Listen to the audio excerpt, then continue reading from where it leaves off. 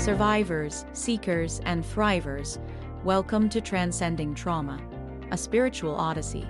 I'm Wryly Roberts, living proof that transformation is real. Get ready for powerful insights, inspiring stories, and a little laughter along the way.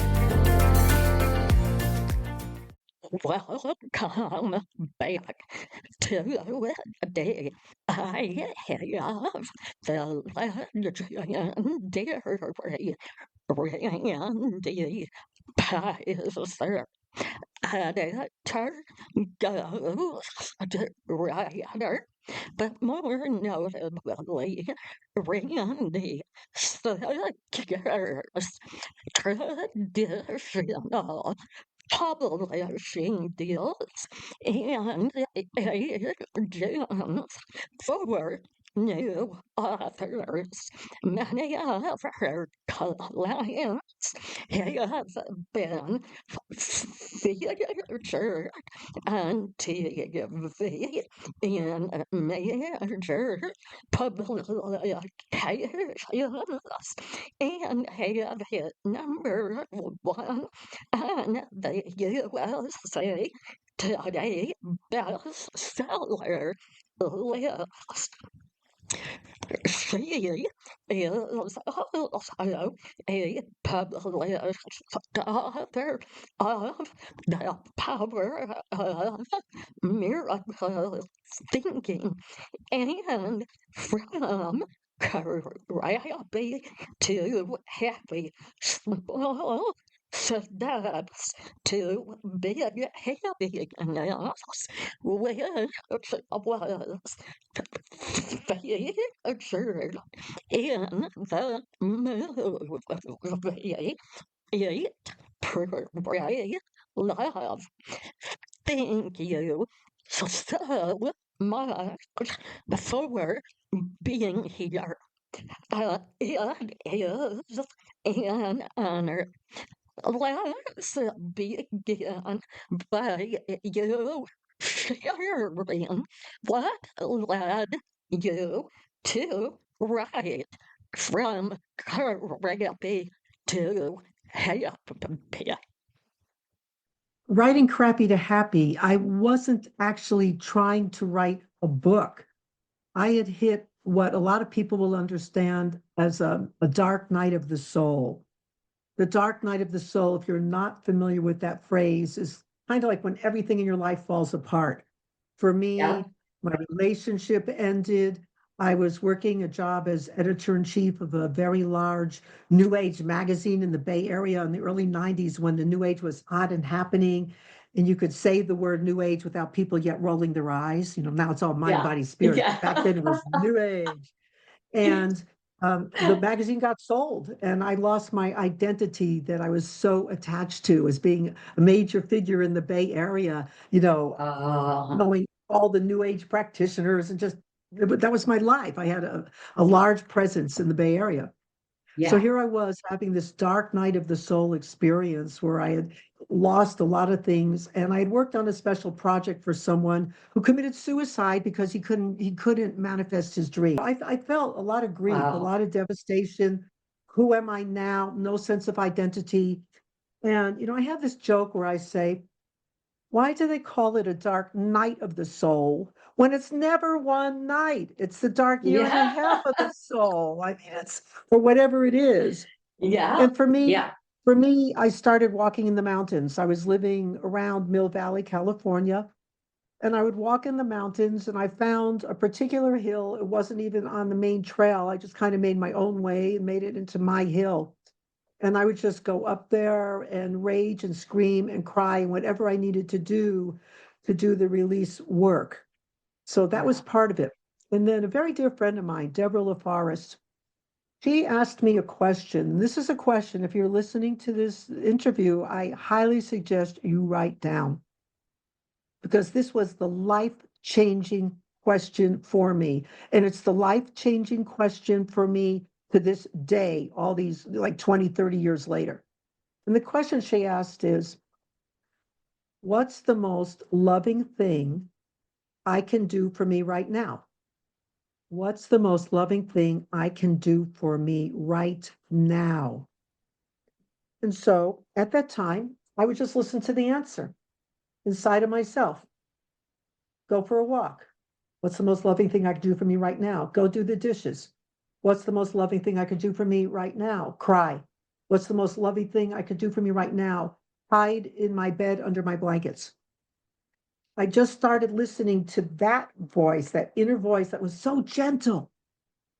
This is a very gentle voice. This is your own voice, your own self-talk, and you're listening.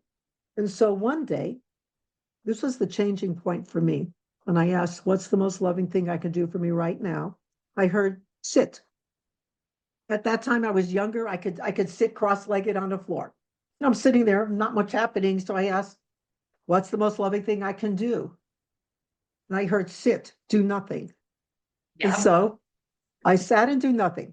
Now, I had a ton of Hanukkah candles because my father was always giving to charities and they were always sending Hanukkah candles. Menorah out. I had a menorah out, where you put the candles in.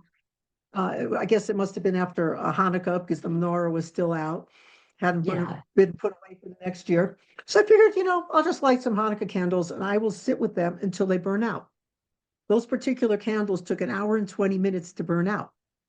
And every single day, the only thing I heard was sit, do nothing.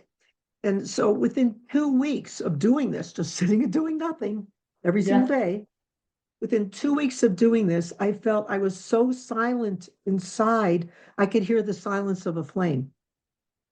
And I started thinking about stories from my life. And at that time, I had a Mac Junior Classic with a screen that was like this big, these wasn't even a laptop, this tiny little computer. Thinking of stories from my life, and I just started writing those stories.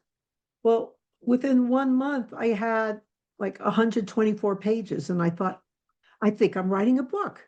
But if I'm writing a book, what book is it? Well, ultimately, it turned into my book, Crappy to Happy, which led me into my entire new direction of helping people get their books edited, do book coaching, go do ghostwriting. And now today, just in 2024 alone, I helped 16 people secure book deals with traditional publishers. Shift in life of what I needed to grow into came from sitting and just asking, what's the most loving thing I can do for me right now?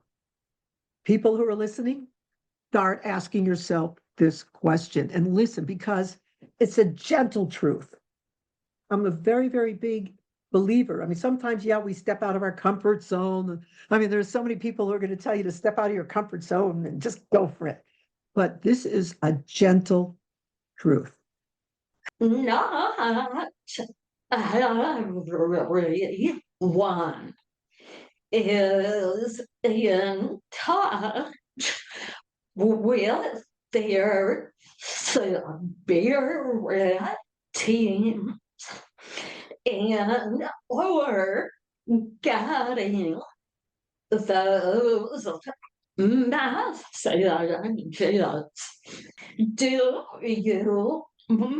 mind going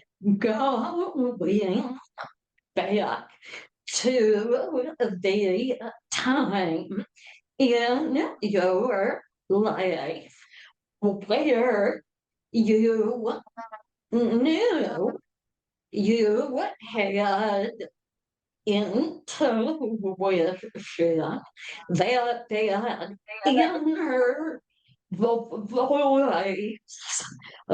was something bigger than yourself. I had written Crappy to Happy. So I started reaching out and looking for a publisher. And I was going to New York to the big feeding frenzy for the publishing industry in the US. And I wasn't making the connections that I needed. And some years were going by. And I had been working with a spiritual teacher who said that the angels wanted to write 15 books through me. And after 3 years of not having a book deal, I was in tears. I said, it's not happening. She goes, you ain't dead yet, are you? You ain't dead yet. So one day, I heard, it was like osmosis. I received information, God knows from where, but I heard to do a particular stunt, and I was absolutely terrified to do it. I heard this. And so it was a Wednesday afternoon in Mill Valley, California, during rush hour from 4 to 5 p.m. I put on a dress, I put on high heels. I made a giant cardboard sign that read Author Seeks Publisher, and I stood off the 101 freeway in the middle of like the median strip No, with my giant no. sign. And I mean, it took Okay. a point. Okay. Well, what age were you? What year This was would have it? been, was this somewhere around, maybe it was around 1990s, 1990, with my sign, with my dress and high heels, and I'm absolutely petrified because I was at that point a very shy person. And here I am declaiming to my God and the world and the universe, whatever, I am claiming to it all that I want this so much that I'm willing to stand on a street Wow. corner and ask for it. And so some Wow. interesting, so three things happened. One is that a woman driving by gave me $3. This was because this is Mill Valley. Most of the cars pulling off of the Mill Valley, California, most of the cars pulling off the exit were Jaguars, Mercedes, Maseratis. They were, Oh, black. And even if it was an old rusty Toyota, I call them Toyota corrosives, those old, old yeah. Toyotas. Yeah. People were giving me the thumbs up. People were waving out the window and saying, I hope you get it. And the more I heard that, the more I Oh, smiled. I call that experience practicing a random act of chutzpah. Chutzpah is a good Jewish yes. word. But what it Yeah. took for me to get guts was that I had nothing left in my refrigerator except the box of baking soda. So it's just like, Wow. but I was so willing to stay true to my truth, and I knew this book was my Crappy to Happy book was gonna help people. I absolutely knew it. I felt it, like every fiber in my being. So I was Yeah. willing to do that. Another thing that happened was a publisher contacted me that evening. My sign said Author Seeks Publisher, but here's the rub. He was the publisher of a magazine because my sign did not read Author Seeks Publisher for her book. And so he offered me the Wow. job as editor-in-chief of his national Mind, Body, Spirit magazine. And you know what? Wow. I'm sitting in my living room and I turned him down because it wasn't my truth. And I knew I had already been editor-in-chief of a magazine, a very large Bay Area magazine. I'd already done that. And I knew my book was my truth. And I was willing to stay true to my truth. But then he counteroffered and he said, well, what if you work it for us until we find our right person? And then, light bulb moment, suddenly it occurred to me that perhaps I can get a publisher for my book while being editor-in-chief of a national magazine, that I can't make that connection while sitting in my living room waiting for my phone to ring. That went back to what's the most loving thing I Yes. can do for myself Yes. right now. Yeah, so I worked that job. It allowed me to replenish myself financially. And after some months, it was part of a much larger company that did a lot of like this new agey kind of clothes stuff. And their main company, they wound up shutting down. So I was out of a job. And so I found a freelance position. So I'm working from home for another new national magazine that started. And this is where I come to the story where I tell how I found happiness by working for embezzlers. So yeah, it's so Oh, working for this new national magazine, and I had a lot of articles from other magazines that I'd worked where I had kept the copyrights so I could resell them. I was writing most of the articles for this new national magazine. In the magazine world, you usually do not get paid until the article comes out 6 months later, not when you've written it. And so I'm waiting on okay. a really nice big old check at that time, a Mhm. check for all 6 months of work. And I get an email saying there's been a slight delay in payment. So immediately, I get on the phone. I'm with the senior editor, and I swear to you, the words that come out of her mouth are, "We're confident the angels will find a way to pay you." I am beyond flabbergasted. I am completely freaking out. Well, it turned out the mother of the publisher was the head cashier for 14 years at University of California, San Francisco. She had embezzled over $4 million, which was the money that she was funding her daughter's publishing company with. I never got a penny of Wow. that. I never got a penny of that. And, some people drown themselves in alcohol. That's not me. Yeah. For me, Yeah. I'm going to walk into a music store because I play lots of instruments and I just want to like bang some drums. And oh, California. I go into this music store. I play some drums, not really thrilled with them. And this clerk comes over and says, "Can I help you?"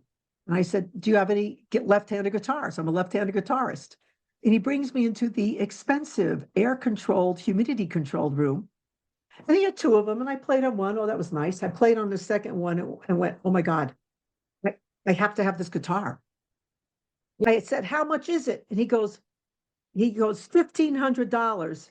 And I said, "I'm going to have that money within 1 month." I did not have that money in my account, but it was that sense of when you want something so bad and there's nothing going to stop you and you're going to make it happen.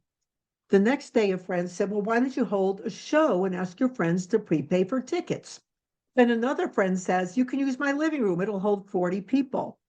I was terrified about getting up in front of people, but I decided, I'm going to do it. And the friend said, "Charge $20 a piece." And I figured, well, I'm not going to play guitar for an hour and a half. That will petrify me. So I'll read some things from my crappy to happy manuscript. Then I started putting skits together.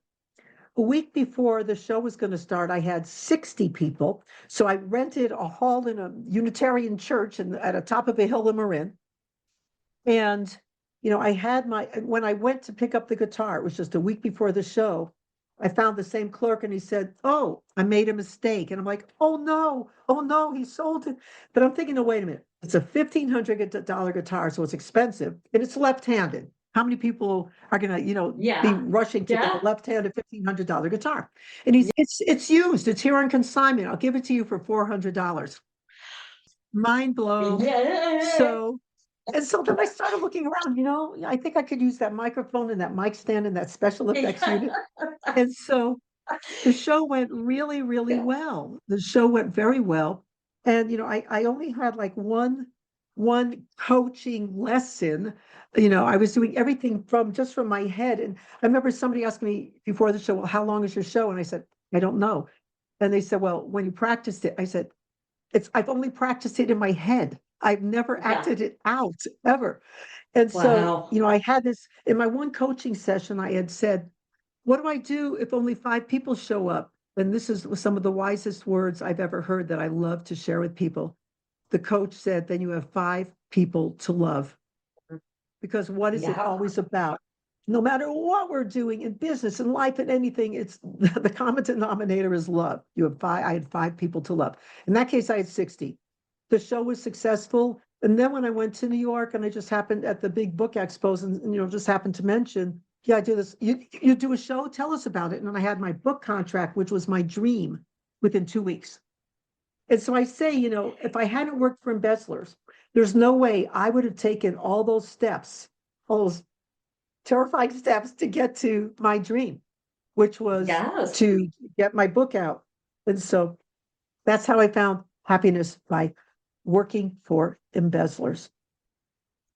What is the tenacity? I want to answer this question about tenacity. I started looking for a publisher. I called myself, and so I encourage people to name themselves, name yourself. I called myself the pit bull of perseverance. So for me, it was being the pit bull of perseverance. And anytime I got a rejection letter, I said, "You're not the one who's going to make $1 million off of me. Next." And I stayed true to that. And now there's another way that I want to answer this question as well. The first time I was in New York, and I'm at this giant feeding frenzy for the entire publishing industry in the United States. It went out during COVID. So for 18 years, I worked that show. I went to that show and pitched for people. But the first year when I was there, it's an absolute deer in the headlights experience. At that time, there were like 40,000 people running around. Everybody's looking to make their perfect connection. There's agents and publishers and distributors and just, bookstores, whatever. And it's this huge and author wannabes, and it's just huge, this huge feeding frenzy. And I was with a very dear friend of mine, Jill Lublin, who's a national publicity strategist. Walking along, and at the time, again, this was like 25 years ago, we both had our first books that we're looking for publishers for 25 years ago. And we're walking along, all of a sudden, Jill says out loud, CNN. And she's running after CNN. And I'm like, oh, CNN. And I'm following behind her. And she makes the connection. Yeah, because everybody has a name tag. We're walking along. She goes, USA Today. And she's rushing after them. And I'm going, USA Today. And I realized I had what I call the hiccup of hesitation. And the hiccup of hesitation is when we actually are going for our dreams, but we hit that place of fear, that little back step. And what I learned from that is that it doesn't mean we can't have our dreams, but it's going to take longer. We have a fear that we're holding on to. There I was on the show floor, and I decided I wanted to overcome my own hiccup of hesitation. And so I decided I would physically model Bill Lublin on the show floor. So we're walking along. All of a sudden I went, Ladies' Home Journal. And I lunged for that woman. Hope I didn't scare her to death. Wound up getting her card. And then what I say to myself, and what I encourage people, what you can say to yourself, like you said, do it. For me, it was go. And so that is not necessarily the gentle path. That is reaching out of your comfort zone. So there's all different ways to play it. I love your bravery. And you have a upbringing. So I grew up in a pressure cooker. I grew up with parents who loved me, but they fought constantly, and there was tremendous stress. I grew up under absolute tremendous stress. By high school, I was in the deepest depression, in a dark, deep depression. I was learning to play guitar, and I was playing the theme from Master, and I would read Suicide is Painless, It Brings On Many Changes. That's what it was like to go through a day where I wasn't in depression, and seeing psychiatrists and therapists and all kinds of counselors, and just couldn't get out of it. Just could not get out of it. And so it's very interesting. I went to college at the University of Connecticut at UConn, and I had one teacher he was the head of the transpersonal psychology department, and he was one of the founders of the whole near-death experience movement. And his name is Dr. Kenneth Ring. And I took every class I could with him. It was the one thing I kind of lived for. It was so awesome. Eventually, I moved out to California. So I went from Connecticut to California. 22 years after I had moved, 22 years later, after I graduated from college, I was reading an article in the local paper outside of Mill Valley, and I saw Kenneth Ring when he was in the next town over. So it took me a year to find him, but we reconnected, and he said, my estimation of you is that you've turned yourself inside out. I was an introverted person. I was very, very quiet, shy. And here, I'm at a place in my life where I've given over 500 talks on how to get a book deal with a publisher, because that's what I do. Wow. So I was speaking with a man yesterday who's pursuing his dream, but he told me he doesn't have confidence. And I said, confidence is a factor of experience. And, when you haven't been out there and in front of people, when I first started, it was terrifying. So you start with baby steps. And in this case, you ask yourself the question, what is it I'm truly willing to allow? For me, that was a wonderful shift. That is so deep. talking about, self-esteem and moving towards our dreams. And it's Yes. absolutely required. There was a facilitator of consciousness, Gary Douglas, many years ago. He said, if you think you have a money problem, you don't have a money problem, you have a receiving problem. And Yes. receiving is a factor. Louise Hay would say, from You Can Heal Your Life, is your receiving ability like this, or is it the ocean of abundance? I love that phrase. What are you truly Yes. willing to receive? I was watching some game show on TV last night, and for people to win money, other people have to sacrifice themselves to leave the show. And some people did. And I was shocked by that because, they're taking one for the team. No, I'm not willing to receive. I just, I held it. So one of the things that I love to address is also about one's self-talk. Like, what is the default phrase that you say, your own I am statement? I'm what? What is somebody's self-talk? So for me, years ago, I heard myself saying, I'm disappointed, because I had Oh, plenty of reasons to feel disappointed in my life. But I realized I am making an I am statement to the universe. I am constantly saying, I am disappointed. So what am I creating? More disappointment. And so I decided, what is it that I can truly say? I'm not saying about be Pollyanna, let's make something up, and let's just show the universe, yeah, rah, rah, because I'm not feeling it. But what can yeah. I say that's true, that will get me out of that energy of disappointment? And so I started saying, I am. And tears started flowing. And I stayed with that I am until I could get to a more positive place. Like, I'm looking for a house to buy with my partner. And, yesterday we're driving along, and from the place that we live now, she said, we're spoiled. And I said, no, that's not going to attract goodness to us. Yeah. Yeah. How about Yeah. how about blessed?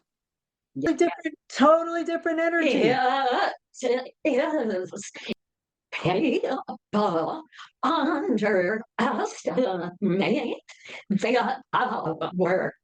Some years ago, I was just watching TV, and Oprah was accepting an award. And she said something that has stayed with me all, like over 20, 30 years. And she said, I always knew that God, the universe, had a bigger dream for me than I could dream for myself. So I asked, what is your dream for me? And will you allow me to live in that dream?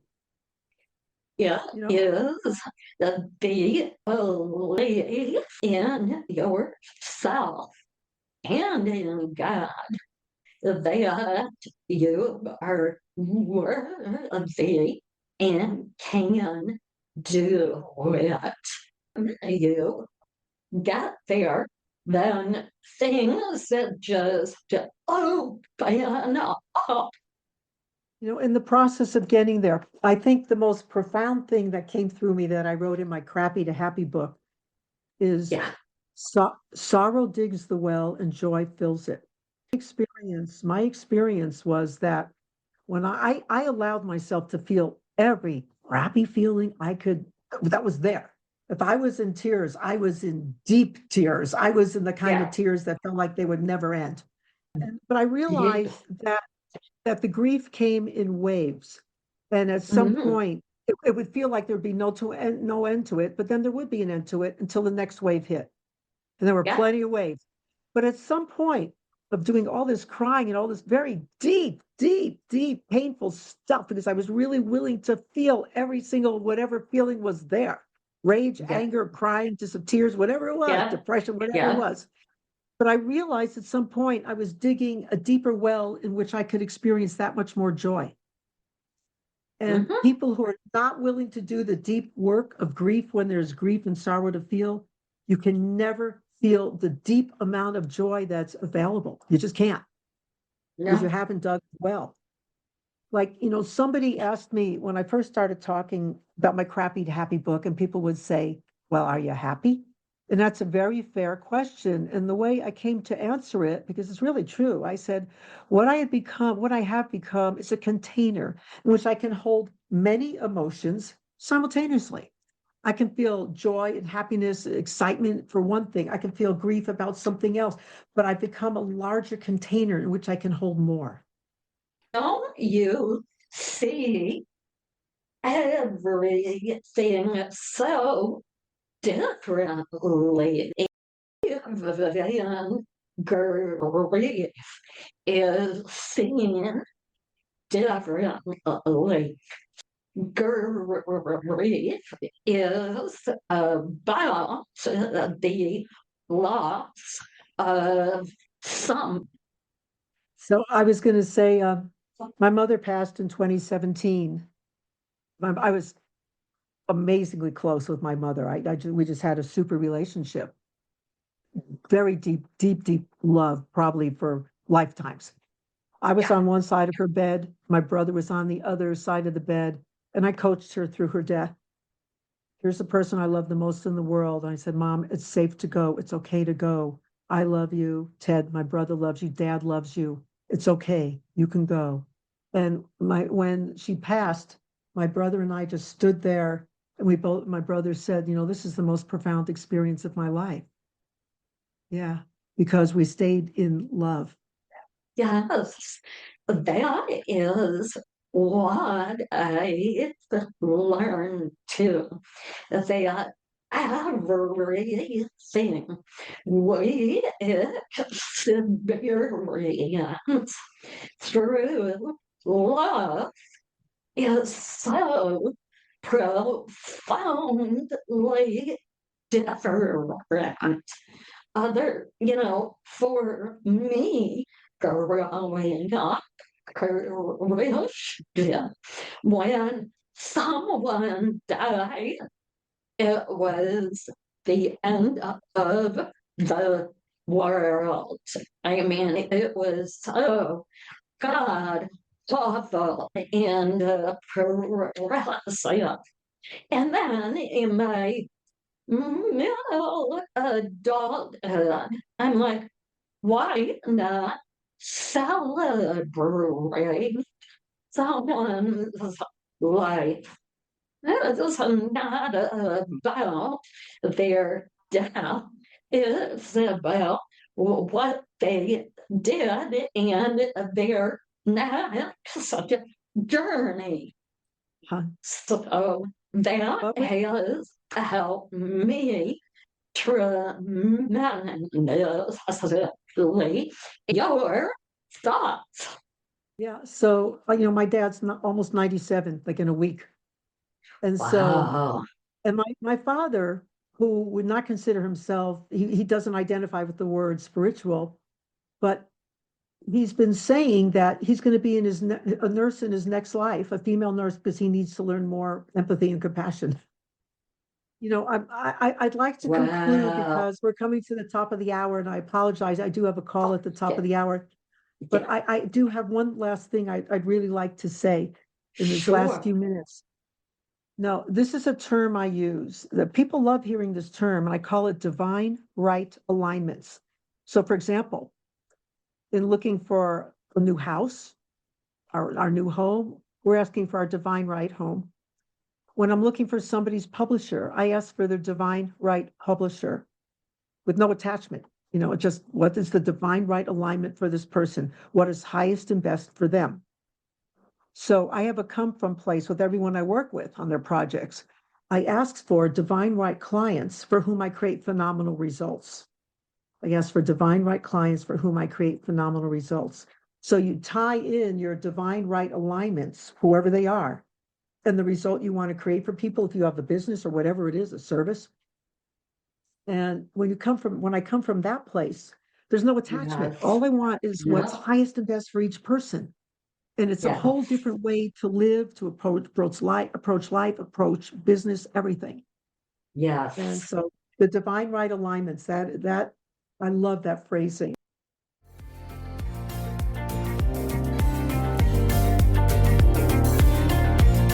Thanks for listening to this episode of Transcending Trauma, the Spiritual Odyssey. If you're working to overcome trauma and would like to work with me or be a guest on my show, contact me through my website at shariroberts.org.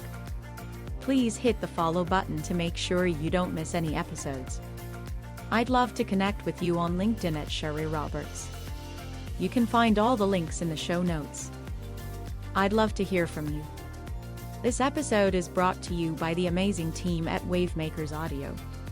I'm Sherry Roberts, your host, reminding you that you're never alone. Until next time, sending you love and light.